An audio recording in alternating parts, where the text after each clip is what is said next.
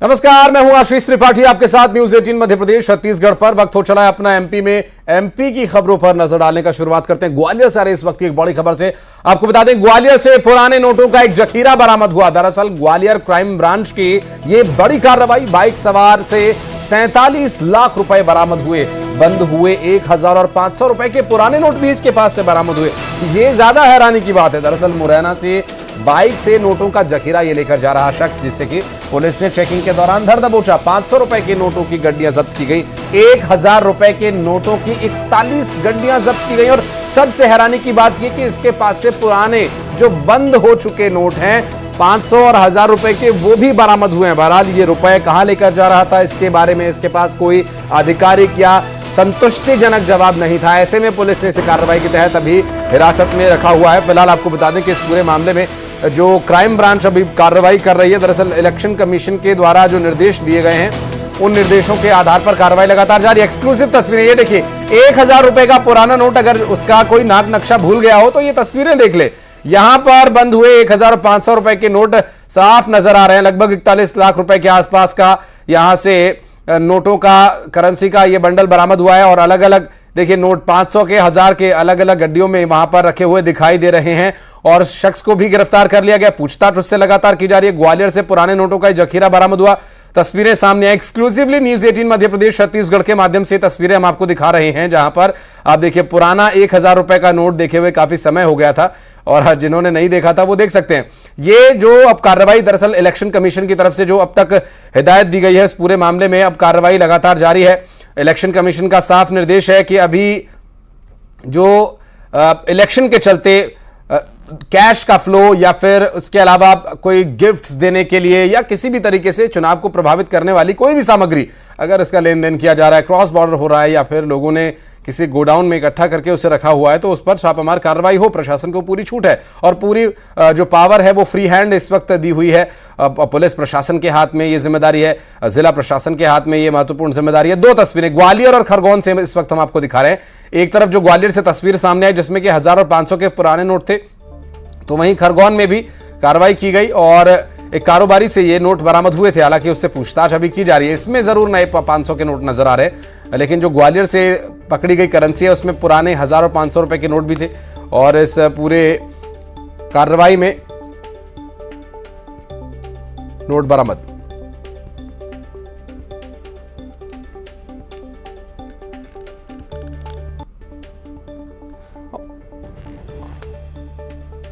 और बात करेंगे हमारे सहयोगी इस वक्त सुशील कौशिक इस वक्त मौजूद है, उनसे जानने की कोशिश करेंगे। सुशील, अभी की जो स्थिति है, इलेक्शन कमीशन के द्वारा जो निर्देश दिए गए कि कोई भी कैश फ्लो जिसके बारे में कोई जानकारी नहीं है, चुनाव प्रभावित करने वाली कोई भी सामग्री बिल्कुल भी नाकाबिले बर्दाश्त है, और इसी के तहत ये बड़ी कार्रवाई चल रही है। क्या कुछ डिटेल्स मिल पा रही हैं? कौन लोग हैं ये, इतना पैसा लेकर कहां जा रहे थे? क्या कुछ है जानकारी अपने पास? बिल्कुल, देखिए चुनाव आचार संहिता लगी हुई है पूरे मध्य प्रदेश में, ये प्रभावी है। और यही वजह है कि इसी चुनाव आचार संहिता के चलते ग्वालियर के पुरानी छावनी इलाके में भी पुलिस की नाकेबंदी थी। वहाँ सभी आने जाने वाले वाहनों को और अन्य लोगों को चेक किया जा रहा था जिन पर डाउट होता था पुलिस को।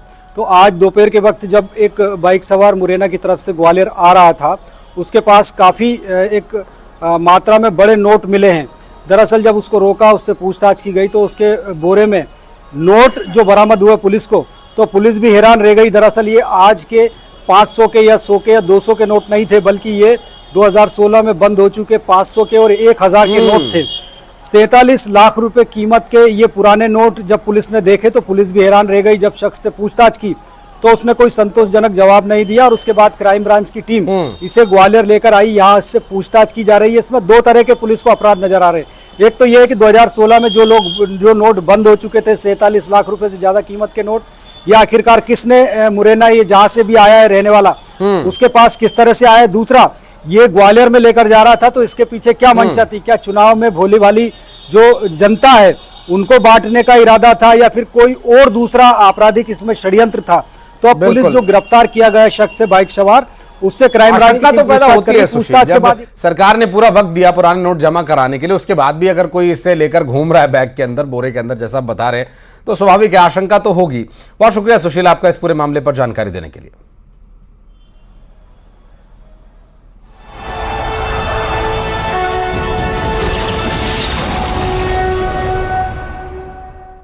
और अब महासंग्राम 2023 की कुछ बड़ी खबरों पर नजर डालेंगे। भोपाल में चुनावी रण में दिग्गज उतर पड़े हैं। दरअसल बीजेपी की टॉप लीडरशिप अब चुनावी मैदान में दिखाई देगी। अगले 7 दिन में बीजेपी के दिग्गजों की सभाएं होनी है, जिसमें प्रधानमंत्री नरेंद्र मोदी, अमित शाह रोड शो करेंगे और कई सभाएं आयोजित होंगी, जिसमें नितिन गडकरी सरीखे नेता, राजनाथ सिंह जैसे नेता रोड शो भी करेंगे। सभा का आयोजन होगा, रोड शोज होंगे, बीजेपी के बड़े नेताओं का नामांकन होगा। प्रधानमंत्री नरेंद्र मोदी का विंध्य क्षेत्र में कार्यक्रम होगा, अमित शाह का विंध्य में महाकौशल में कार्यक्रम होगा, नितिन गडकरी का बुंदेलखंड क्षेत्र में कार्यक्रम होगा, राजनाथ सिंह मालवा में, जेपी नड्डा चंबल में सभाएं करेंगे।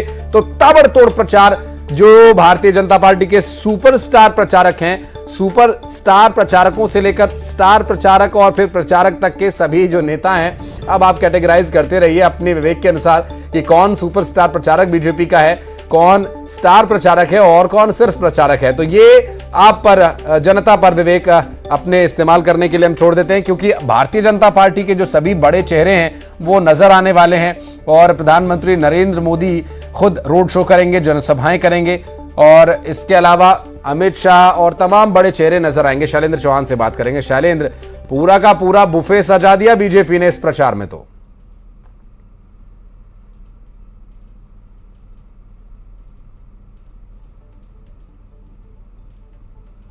अभी तक था कि भाजपा की सारी सूची सामने आ चुकी है, केवल 2 सीट को छोड़कर सभी प्रत्याशी सामने आ चुके हैं, चुनाव मैदान में उतर चुके हैं। अब आज 23 से 30 अक्टूबर तक सबके नामांकन भरे जाने हैं, तो केवल 7 दिन बचे हैं।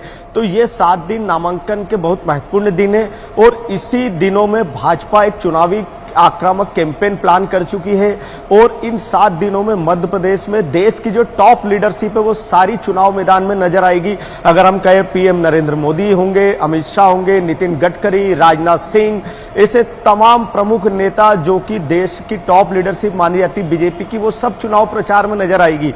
तो कोई नेता नामांकन फॉर्म के लिए आएगा, जैसे कि अगर नितिन गडकरी की बात करें तो वो केंद्रीय मंत्री प्रहलाद पटेल चुनाव मैदान में, तो वो उनका पर्चा भरने के लिए आएंगे, समय मौजूद रहेंगे। इसी तरह अगर बात करें कि राजनाथ सिंह, तो राजनाथ सिंह जो राष्ट्रीय महासचिव कैलाश विजयवर्गीय, उनका पर्चा 26 अक्टूबर को भरना है उन्हें, तो उस दिन राजनाथ सिंह मौजूद रहेंगे, रोड शो होगा, सभा होगी।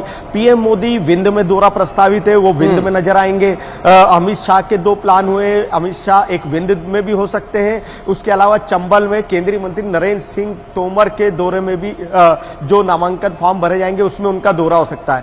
तो भाजपा ने एक बड़ा पैकेज कह सकते हैं, जो बड़े नेता हैं उनकी मौजूदगी रहेगी और सारे तमाम नेता सड़कों पर नजर आएंगे, रोड शो होंगे, चुनाव प्रचार की कमान इन नेताओं के हाथ में होगी, सभा होगी। तो सभी प्रत्याशियों को भी एकजुट किया जाएगा। वैसे ही सीएम शिवराज सिंह चौहान की भी रोजाना 17 रोड शो प्रस्तावित किए गए, प्रदेश अध्यक्ष वीडी शर्मा। तो टॉप लीडरशिप जो है वो अगले 7-8 दिनों में पूरी तरीके से चुनाव मैदान में होगी। भाजपा जो कि नामांकन फॉर्म है उसको भी धूमधाम के साथ माहौल बनाकर भरना चाहती है पर्चे, ताकि जनता के बीच कनेक्ट रहे, कार्यकर्ताओं से कनेक्ट रहे। तो एक बड़ा प्लान बनाया है। उसके बाद भी रोड सभा और रोड शो सभाएं तो कंटिन्यू होंगे, लेकिन ये 7 दिन बीजेपी एक चुनौती प्रशासन के लिए रहेगी जरूर। कई बार क्या होता है कि बहुत बड़े नेता जब आते हैं तो कहां पर और कैसे आदर्श आचार संहिता का उल्लंघन हो जाए वो चीजें नोटिस में नहीं आती हैं, लेकिन इलेक्शन कमीशन इस चीज को बिल्कुल भी बर्दाश्त नहीं करेगा। उधर से कुछ तैयारी इसके बारे में, बड़े नेता आने वाले हैं तो कहीं ऐसा ना हो कि मॉडल कोड ऑफ कंडक्ट का कोई वॉल्यूशन हो।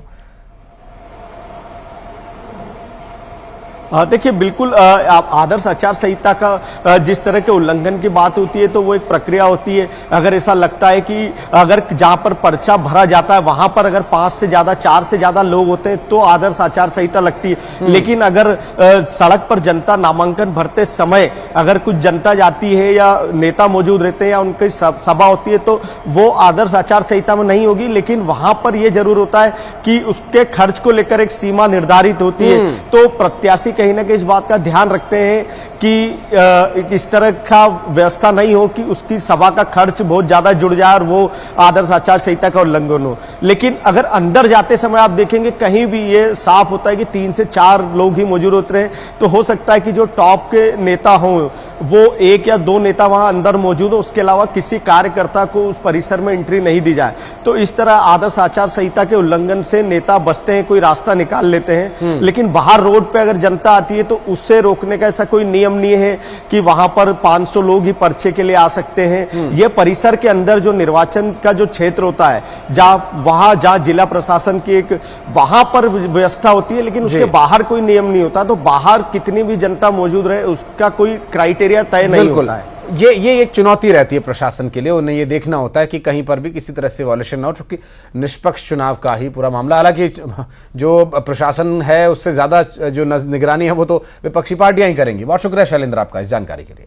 और भोपाल से बड़ी खबर आपको बता दें, कमलनाथ भी तूफानी दौरे पर निकलने वाले हैं विधानसभा चुनाव में प्रचार के लिए। दरअसल कमलनाथ तूफानी दौरा करेंगे। 24 अक्टूबर को छिंदवाड़ा के दौरे पर रहेंगे। 26 को छिंदवाड़ा में नामांकन दाखिल करेंगे। 27 को बैतूल के शाहपुर में जनसभा को संबोधित करेंगे। 28 को दमोह में प्रियंका गांधी के साथ एक जनसभा को भी संबोधित करेंगे। 29 अक्टूबर को रायसेन और कुरवाई में जनसभा होगी। 30 अक्टूबर को इंदौर में रैली होगी, जनसभा होगी।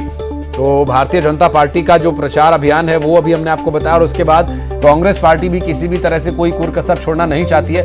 कांग्रेस पार्टी के सीनियर नेता, पूर्व मुख्यमंत्री, पीसीसी के अध्यक्ष और इस वक्त स्टार प्रचारक कांग्रेस पार्टी के मध्य प्रदेश में चेहरा कमलनाथ, ताबड़तोड़ दौरा, उनका तूफानी दौरा रहेगा। 29 अक्टूबर को रायसेन और कुरवाई में जनसभा करेंगे और कई अलग अलग जगह उनकी जनसभाएं प्रस्तावित हैं। इंदौर में रैली होनी है, जनसभा होनी है 30 तारीख को। और ये तय कार्यक्रम जिसकी तारीख भी सामने आ चुकी है और इससे जनता में कितना प्रभाव पड़ेगा ये देखने का विषय होगा।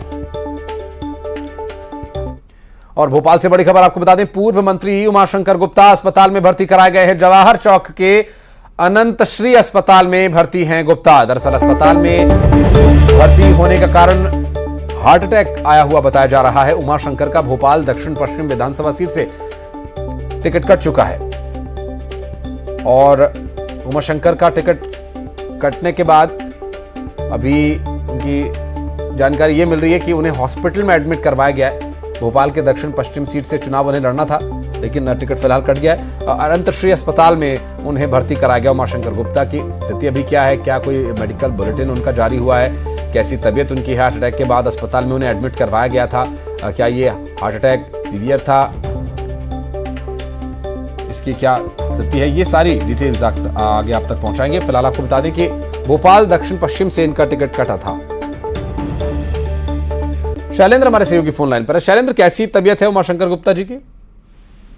देखिए, अभी जो बताया गया है कि उन्हें एक निजी अस्पताल में भर्ती कराया गया है। उन्हें सीने में दर्द की शिकायत थी और उसके बाद उन्हें कार्यकर्ता कुछ लेकर वहां परिजन पहुंचे थे और उन्हें एक निजी अस्पताल में भर्ती कराने के बाद अभी निगरानी में रखा गया है। लेकिन अभी क्या स्थिति है अभी कुछ भी डॉक्टर भी बता नहीं रहे और ना ही उनके परिजन कुछ बात करने की स्थिति में है।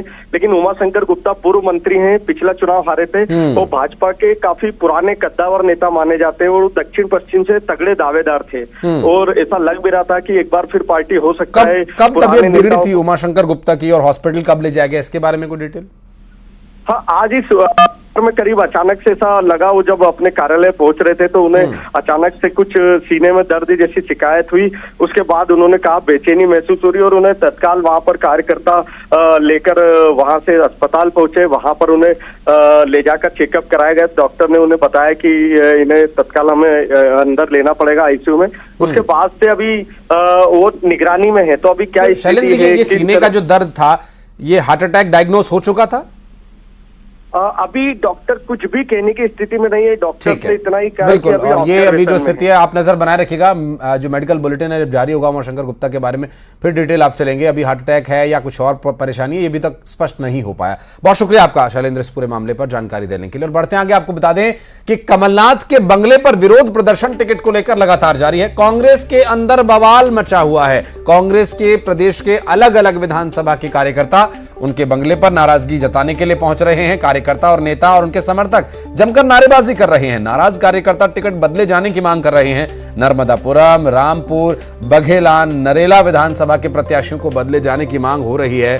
सभी अलग अलग विधानसभाओं से कार्यकर्ता, समर्थक, नेता सभी यहां पहुंचे हुए प्रदर्शन कर रहे हैं और कमलनाथ से टिकट बदले जाने की मांग कर रहे हैं। हालांकि इससे पहले एक वीडियो टिकट बदले जाने की मांग के दौरान जब मंच पर उनसे कुछ कार्यकर्ता मांग कर रहे थे तब उन्होंने भी कहा था, एक वीडियो जो सामने आया था जिस पर कि बीजेपी ने भी काफ़ी चुटकी ली थी कि मुझसे आप दिग्विजय और जयवर्धन से जाकर उनके कपड़े फाड़िए। तो ये जो स्थिति है अभी असहजता की बनी हुई है पार्टी के लिए।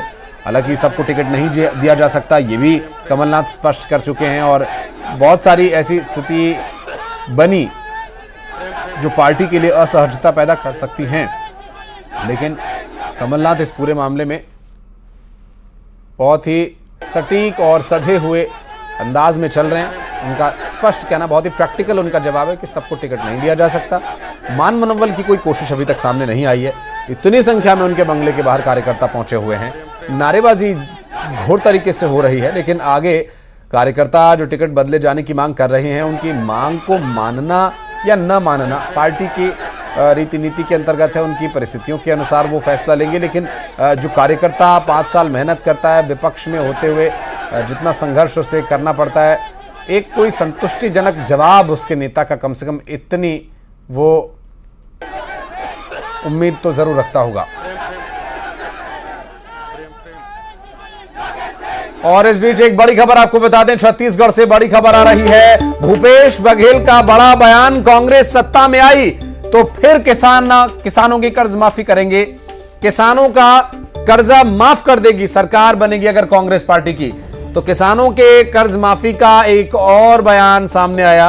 अक्सर चुनाव के ठीक पहले इसी तरह के बयान आते हैं नेताओं के कि किसानों का कर्जा माफ होगा, किसानों की खुशहाली होगी। लेकिन चुनाव जीतने के बाद कितना कर्जा माफ होता है, कितने किसानों को मुआवजा मिल पाता है, ये तो सभी को पता है। आगे स्थिति क्या होगी। बहरहाल इस बीच एक बड़ी खबर, किसानों की कर्जा माफी का दावा एक बार फिर कांग्रेस सरकार वादा कर रही है, जो कि भूपेश बघेल का स्पष्ट बयान अब सामने आ गया। उनका यह कहना है कि अगर कांग्रेस पार्टी की सरकार फिर से बनती है प्रदेश में तो किसानों का कर्जा एक बार फिर माफ करेंगे। इस सरकार में नहीं हो पाया, अब अगली सरकार में करेंगे। कांग्रेस सत्ता में आई तो फिर किसान कर्ज माफी होगी। बहरहाल अब आदर्श आचार संहिता लग चुकी है।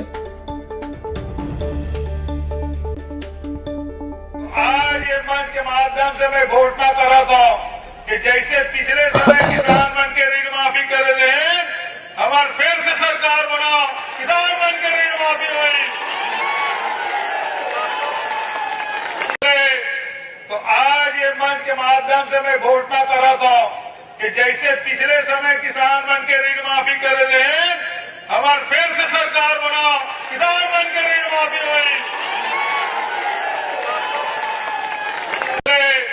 तो आज ये मंच के माध्यम से मैं घोषणा कर रहा था कि जैसे पिछले समय किसान बन के ऋण माफी कर रहे हैं, हमारे फिर से सरकार बना, किसान बन के ऋण माफी हुई।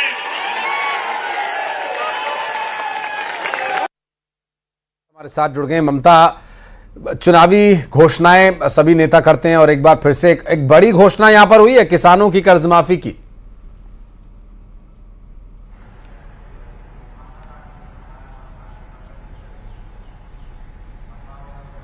ममता, मेरी आवाज मिल पा रही है तो मैं आपसे प्रश्न दोहरा देता हूं। भूपेश बघेल मंच पर थे और एक बार फिर से उन्होंने वादा किया, उन्होंने दावा किया कि अगर एक बार फिर सरकार बनी तो फिर करेंगे किसान कर्ज माफी।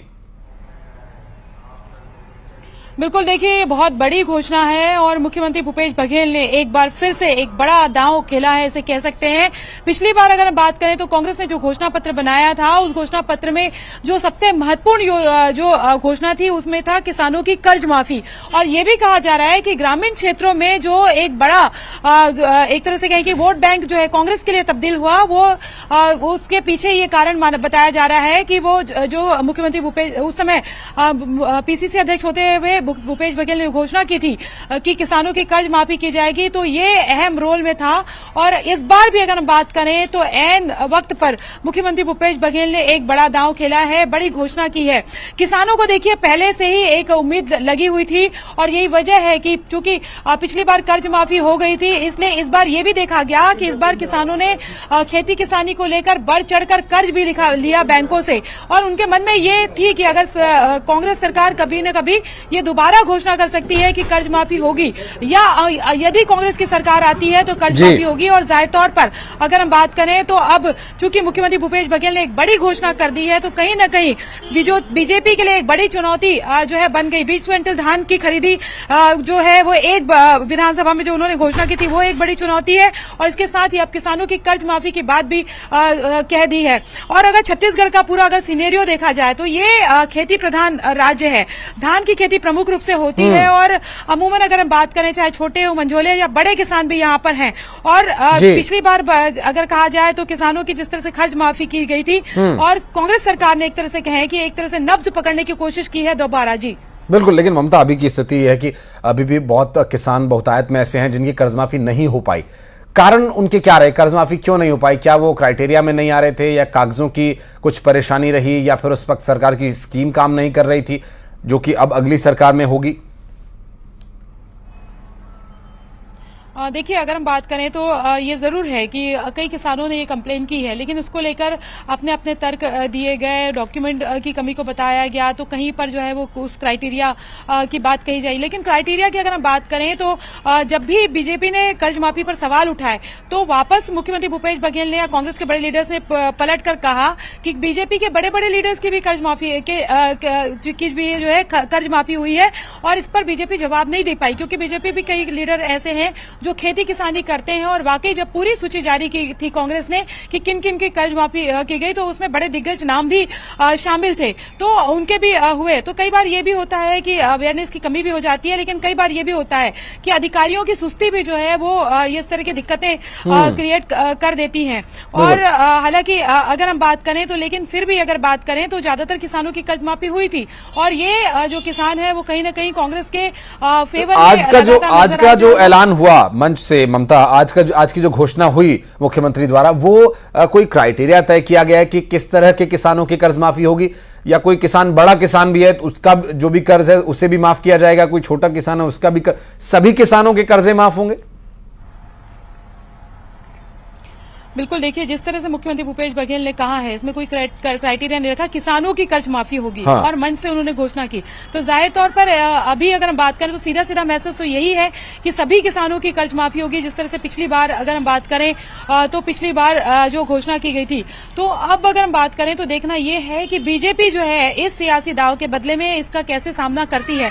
अभी तो सीधा सीधा मैसेज दे दिया है, और लगातार अगर हम बात करें तो जैसे ही मुख्यमंत्री भूपेश बघेल ने इसकी घोषणा की, उसके बाद अपने ट्विटर के जरिए भी जानकारी दी, उसके बाद पूरी जो कांग्रेस पार्टी है उसके तमाम लीडर्स जो है वो एक के बाद एक ट्वीट कर रहे हैं। कांग्रेस का जो मीडिया सेल है वो उसको मैसेजेस में डाल रहा है, और पूरी कांग्रेस पार्टी जो है उसने वो एक जो है सब दूर पूरे प्रदेश भर में यह मैसेज दे रही कि कांग्रेस ने किसानों की कर्ज माफी की दोबारा घोषणा की है। तो एक घोषणा पत्र अभी आया नहीं है, लेकिन घोषणा पत्र के पहले एक बड़ी घोषणा जो है वो हो गई है, और जाहिर तौर पर एक मजमून देने की कोशिश की गई है। कहते हैं ना कि क्या होगा घोषणा पत्र में, इसको लेकर सवाल किए जा रहे हैं। तो एक बड़ी घोषणा जो है वो मुख्यमंत्री भूपेश बघेल ने कर दी है, तो अब घोषणा के पत्र को लेकर भी एक तरह से कहें कि विपक्षी पार्टी को भी एक ममता एक जो पेच फंस जाता है जब हम क्राइटेरिया की बात करते हैं, एक पेच अक्सर फंस जाता है ये डिफॉल्टर वाला। ये कैसे हल होगा? क्या इसके बारे में भी मंच से मुख्यमंत्री कुछ बोल रहे थे, जो कि ऐसे बहुत सारे किसान, ऐसे बहुत सारे व्यक्ति होंगे जो खेती किसानी करते हैं, कर्ज भी है लेकिन डिफॉल्टर हो चुके हैं, उनके लिए क्या रास्ता है? देखिए, अभी तो अगर हम बात करें तो पिछली बार भी कर्ज माफी की बात कही थी, अभी भी कर्ज माफी की बात कही है। तो जाहिर तौर पर जैसे कि मैंने आपको बताया है कि पिछली बार जब कर्ज माफी हुई थी उसी को देखते हुए इस बार आंकड़े आए कि जो किसान झिझकते थे, इस बार किसानों ने जमकर जो है वो कर्ज लिया हुआ है। तो जाहिर तौर पर उन्हें ये तो संभावना नजर आती है, और ये पिछली बार चूंकि उनके कर्ज माफ हुए थे तो ये भी है कि डिफॉल्टर वो नहीं होंगे। लेकिन जिन लोग जो है वो डिफॉल्टर साबित हुए थे उसको लेकर अगर हम बात करें तो कई बार ये कहा गया है कि कोई टेक्निकल दिक्कत या तमाम तरह के एक्सक्यूज दिए गए हैं। तो देखना ये होगा कि इस बार जो है वो उनको किस तरीके से, क्या इस बार जिन लोगों ने बढ़ चढ़कर कर्ज तो ले लिया है, सरकार ने भी अब घोषणा कर दी है, मुख्यमंत्री भूपेश बघेल ने भी घोषणा कर दी है, तो किसी टेक्निकल पैच में तो नहीं फंसे। लेकिन ये जरूर है कि बड़ी संख्या में किसानों के कर्ज माफ हुए थे, और अभी भी जिस तरह से साफ तौर पर मुख्यमंत्री ने कहा है कि किसानों की कर्ज माफी होगी, यानी इसमें कोई क्राइटेरिया नहीं दिया है, तो ये सारे किसानों के बीच में ये मैसेज चला गया, चाहे छोटे मंझोले चाहे बड़े किसान, कि उनकी कर्ज माफी होगी। जी बिल्कुल, और चूंकि कर्ज माफी को लेकर एक बड़ा ऐलान, ये चुनावी एक बहुत बड़ा दाव ही है, बीजेपी के लिए एक थोड़ी सी चुनौती जरूर होगी यहां पर ममता, इसके खिलाफ रणनीति बनाने के लिए। देखिए बीजेपी के लिए थोड़ी चुनौती नहीं, कोई भी विपक्षी पार्टी है उसके लिए बड़ी चुनौती होगी।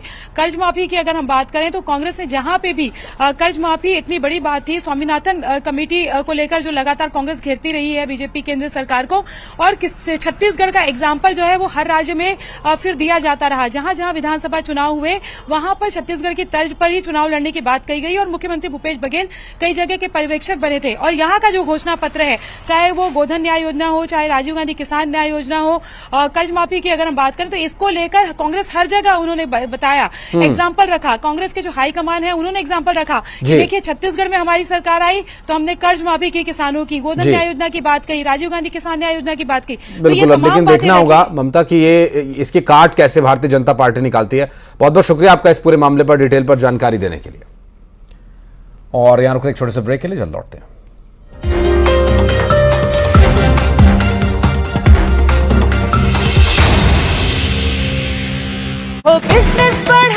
पीएम मोदी ने फिलिस्तीनी राष्ट्रपति से की बात।